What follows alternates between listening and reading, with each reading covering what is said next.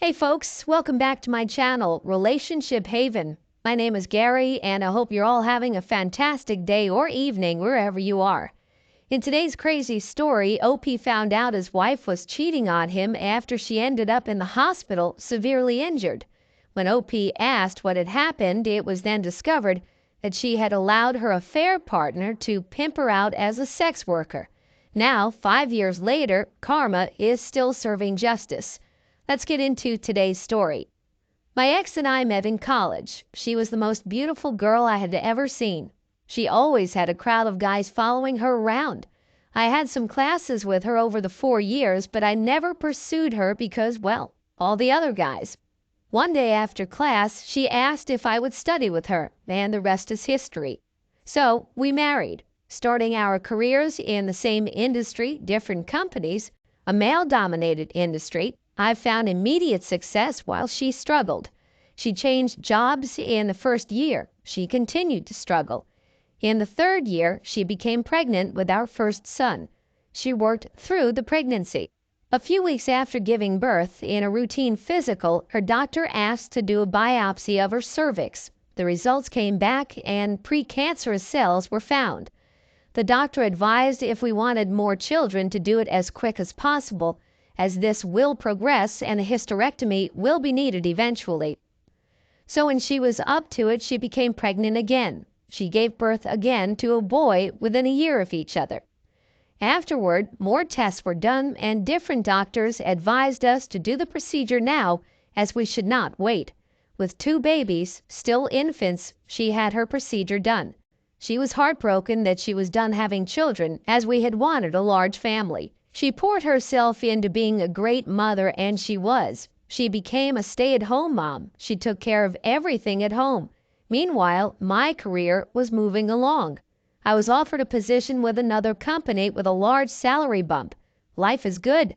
When the boys went off to school, she volunteered at school and was a fixture there. I should mention that we had close friends we went to school with, A and B. We saw each other often. They started their family about the same time we did. They have 1 son. The families went on vacations together, dinner, and outings. We were best of friends. After the son was born, A, the mother, went back to work and is very successful. B had a good job also until about 2001 when his job was eliminated. He struggled to find work in his field as the economy back then really affected his field. So the decision was he would be a stay-at-home dad while looking for work where we lived, as they did not want to move. The ex and B did things together with the kids. When the kids were all in school, they still hung out. You can now guess they had an affair. This story, I know, is long, but not over. After about a year of this, hot sex in the AM, B asked my ex if she and I had ever talked about a threesome. It was all fantasy talk with us, as we were still having a great, if not slowing down, sexual relationship. B had a friend he wanted to bring into the bedroom with them. The ex agreed. The day came and this guy, C, came over to B's house. He took his suit off as X and B got warmed up. So they had their threesome. Afterward, the guy told them that he usually had to pay for sex, so he left a couple $100 bills and asked my ex if he could have a one-on-one with them. She told him she needed to think about that and B would get back to him. Eventually, C recommended someone else and a business was born. Eventually, B was re-employed and had to leave my ex on her own.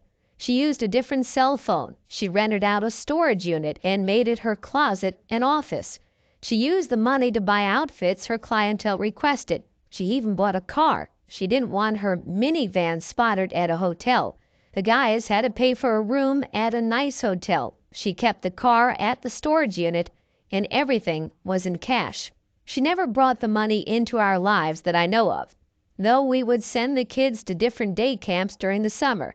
She claimed she tightened up our budget to pay for it. She only worked during school hours. She always picked the boys up at school. On a few rare occasions, B would pick them up and keep them until she got home. Our home life never suffered. I admit I was working a ton and moving up the ladder. The weekends were our family time. Sex was generally on the weekends. I thought because of my work life, this worked best. Most nights, we would cuddle on the couch watching TV. 2016 comes along, and we have one son in college and the other a senior in high school. I get a call from B saying my ex is in the hospital. He was vague but said she is hurt badly. I rush to the hospital and find my wife hooked up to a bunch of machines.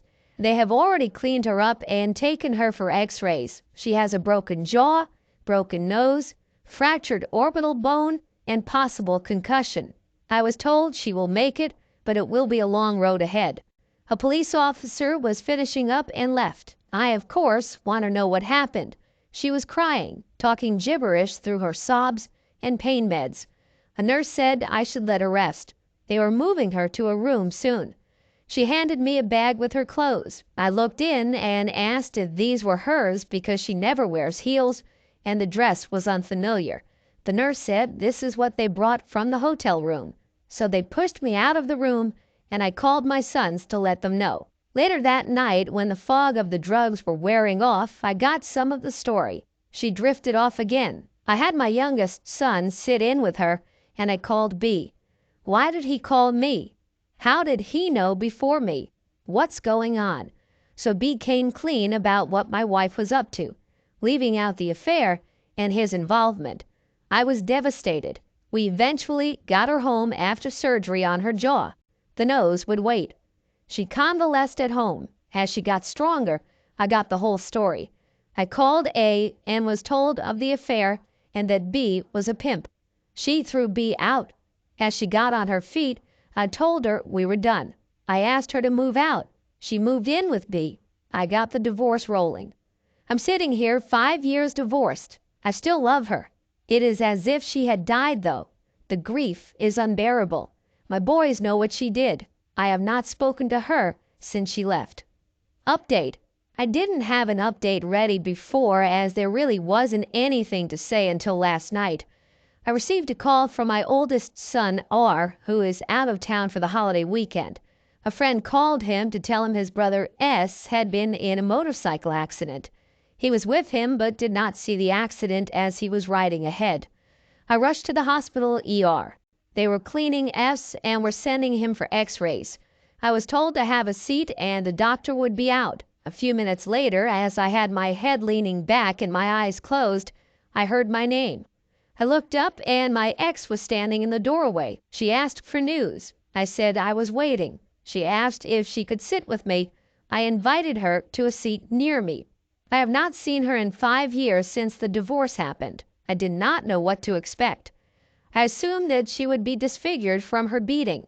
She was not, although her face was not as flawless as I remember. The one thing I did see was that her eyes no longer sparkled. This was a feature I never got enough of. Even with a mask on, her eyes didn't look the same. Funny what you notice. When she smiled, her face used to just light up. I imagine she just has a resting bitch face now. Anyway, while waiting, we had some nervous catching up talk. She mentioned that she liked the landscaping I did and how the plants, now matured, really look nice. During and after the divorce, I tried to purge any remembrance of her. I replaced the bushes in the yard as it was something she had planned and planted. I did not mention that the inside of the house was redone also. I even ripped out a wall. I had a construction dumpster in the driveway for many months. She asked how I was doing. I don't know why, but I was honest that I had put myself at a standstill by working too much. However, I recently have been to a therapist and joined a gym. I also have taken up bike riding. She stayed with B a couple of months. She also was seeing a counselor who encouraged her to take some college courses in her degree field. That took a couple of years. She is now employed full-time. The doctor appeared and discussed the extent of the injuries. The most serious were his foot and ankle pinned under the bike when it went down. They had scheduled him for surgery today. Everything is good, he just needs to heal and rehab. So he will be in until at least tomorrow depending on his head injury. I offered my house for him to stay in as I have the room and can work from home.